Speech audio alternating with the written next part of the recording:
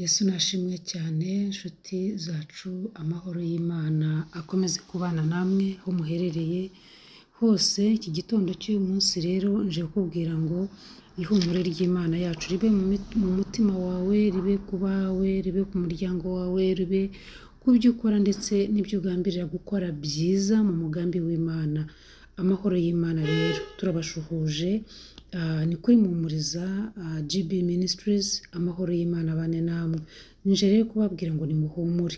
Ese ibyo urimo kunyuramo utekereza ko bikomoka hehe? Ibyo urimo gucamo wowe ku giti cyawe, ku wowe ubwawe, utekereza ko bikomoka hehe? Reka rero twiyambaze cyangwa se twifashishe iri jambo ry'Imana riri mu Kuva ibice 18 ku murongo wa 7. Sebukwe wa Mose aramubwira ati ibyo ukora ibyo si byiza.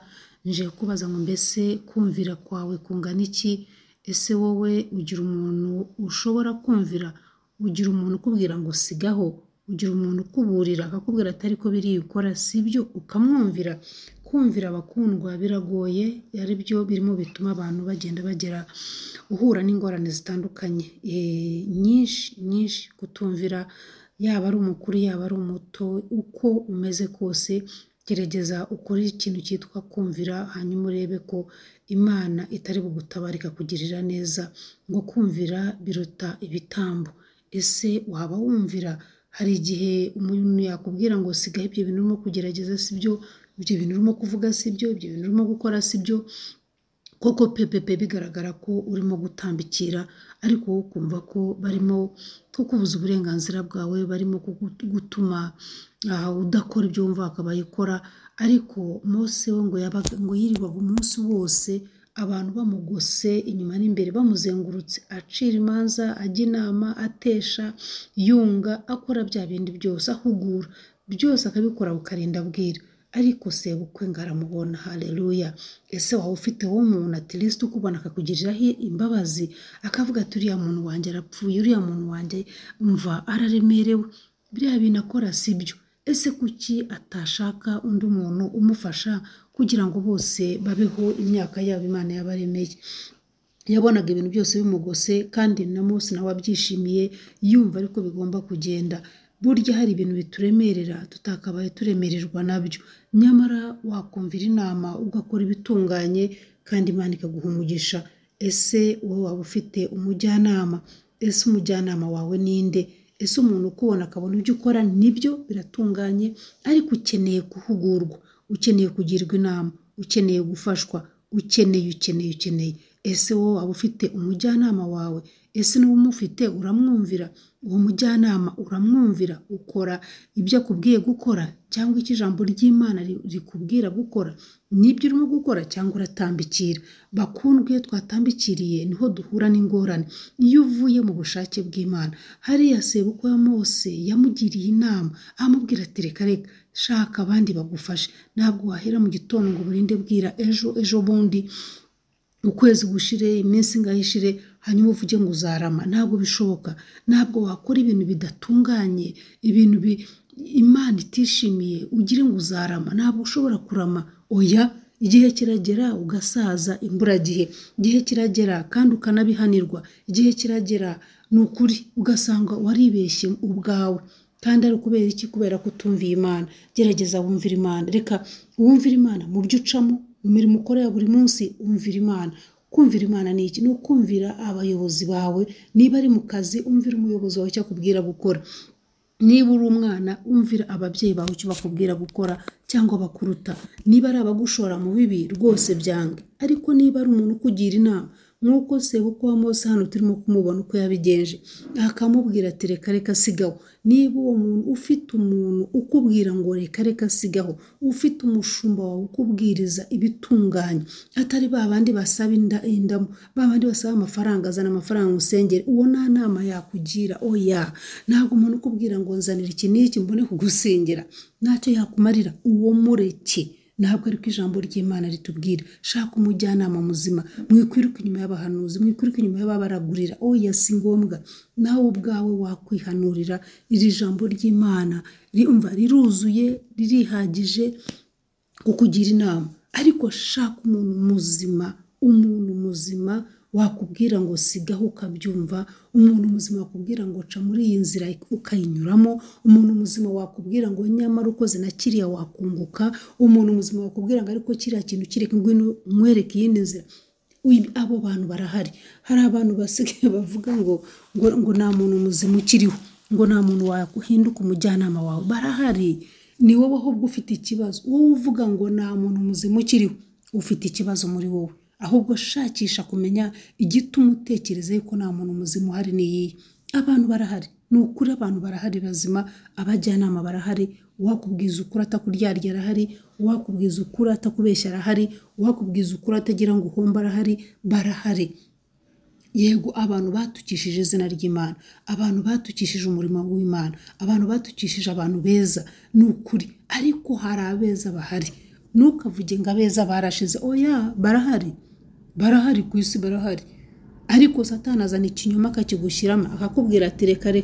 Ati abantu beza ntabahari, nta muntu w'umwizerwa uhari. Barahari. Hari abajyanama beza, ahubwo ni wowe guhitamo kwawe. Ese wowe uhitamo ute umujyanama? Uhitamo gute umuntu ukugira inama? Uhitamo gute umuntu mwagendana muri urwo rugendo ugendamo? Nuhitamo neza uzagubwa neza, nuhitamo nabi uzananirwa mu rugendo, uzacogora. Ariko hitamo neza. Imana yo mu ijuru ifite abantu bayo, Imana yo mu ijuru ifite abantu yiteguriye bakugira inama bazima. Ahubwo wowe genzura ugendana nabo kugira ngo umenye umuntu wakugira inama, icyo gukora ukagikora. Wumvire. Erega Imana yaduhaye ubwenge, Imana yaduhaye ibitekerezo byiza. Ushobora kureba umuntu akuganiriza, ushobora kureba umuntu muzima ukamumenya, ukaba wamugisha inama akakugira inama, atari kujya kwirukanga inyuma ye umushakisha. Bambwiye ko iri runaka hariyo umuntu w'umuhanuzi, reka njye gushakisha. No, banza usenge ku giti cyawe. Bakundwa, murekera kwiruka inyuma y'abahanuzi. Mwebwe ubwanyu muri abahanuzi ku giti cyane. Ubwa wakwibera umujyanama. Inama nzima zirahari. Mwuka wera uramusaba akaza akakugira inama, akakubwira sigaho, kora iki ngiki.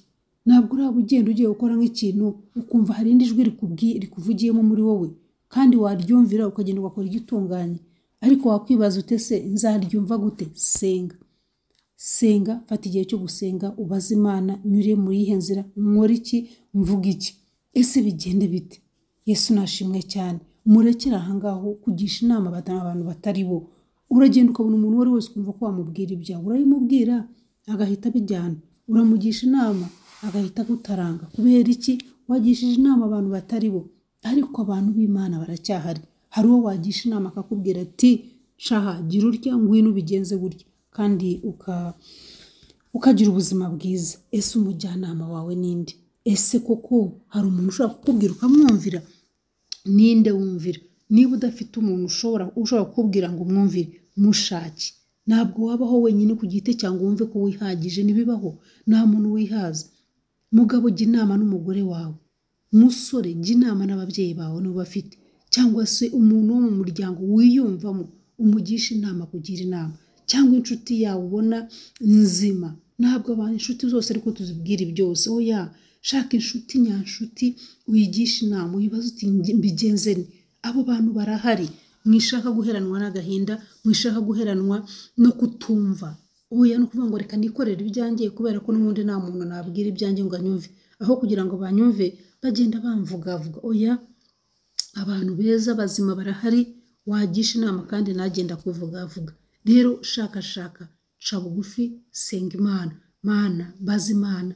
Yibaze ngo Mana ngirene, Mana nkeneye umuntu ufasha muri uru rugendo, nkeneye umuntu twabigendanamo, nkeneye umuntu wanyumva, nkeneye umuntu. Kurega kubona umuntu wose wa wundi urububwire ngo aguha amafaranga. Oya, ntabwo ari wa muntu urububwire ngo akubwire ngo ngwino twibanire, njyewe mfite aho kuba rwose ntuzongera kuba barukundi. Nibibaho. Ega muri iyi si ntabwo wabona umuntu udafite ibibazo. Abantu bose baba bafite ibibazo, baba bafite ingorane zitandukanye gusa n'ubunini bwabyo. Ariko hari uwakugira inama ati ariko muri izi ngorane cyangwa muri uru rugendo wabigenza utya. Sibyo? Mwitekereza yuko wakwihererana ibyawe ukigumanira utwawe. Ibyo ngibyo icyo bigutera ni ugupfa mu marangamutima, ukumva yuko nta muntu muzima uriho, kandi abantu barahari. Imana yarabaremye. Rero senga, baza Imana. Mana mbigenze ni. Mwuka wera arahari kukugira inama, Mwuka wera arahari kukubwira ngo yego ca muri iyi nzira bigenze gutya. Yesu nashimwe cyane. Rero emerera uwo mujyanama, emerera uwo muntu ukubwira ngo sigaho.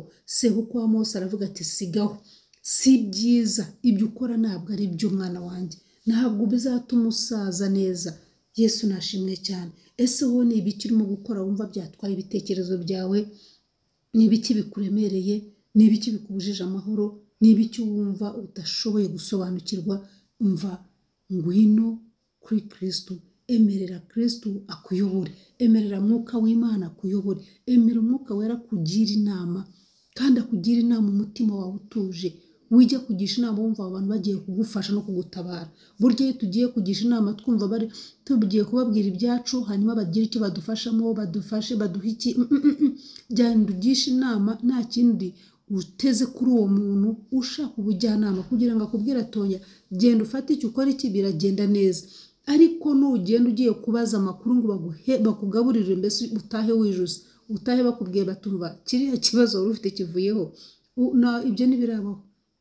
N'umuganga ntabwo ugenda ngo indwara ahita yikiza uwo mwanya, aguha imiti ukagenda ukayinywa.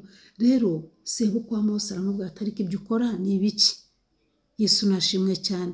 Mose abyubahirije, umva yasaziye igihe cye. Ese wowe utekereza ko bimeze gute? Ninde wumvira? Wumvira muntu ki? Ese waba umwumvira byo?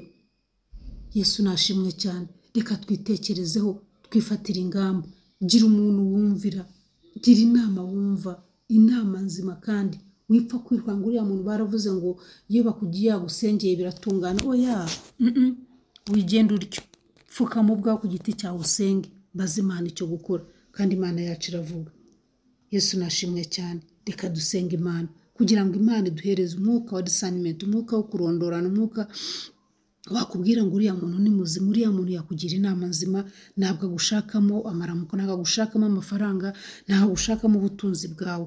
Hanyuma umwegera kugira inama, umwumvire. Kumvira biruta ibitambo. Reka dusenge. Data mwiza, tuguhaye icyubahiro, ndagushimiye igitondo cy'uyu munsi, igitondo cy'umugisha, igitondo umunsi mwiza, umunsi ukeye, umunsi mwami watubwiye ngo tuwunezererwemo.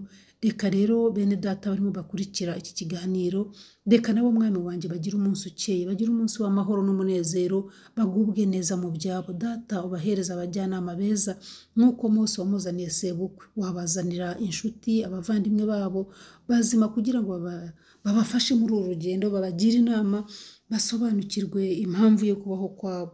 Data tuguhaye icyubahiro, kumvishe gusenga kwacu, kandi ubagirire neza mwami, mu byo bacamo byose uborohereze kugira ngo basobanukirwe kandi bizere ijambo ryawe. Tuguhaye icyubahiro kuko uri Imana yumva gusenga, byose ni mu izina rya Yesu dusenga twiringiye kubyumvise. Amen, amen. Shalom, shalom. Yari Goreti kuri Mumuriza GB Ministries. Amahoro y'Imana abane namwe kandi muhahe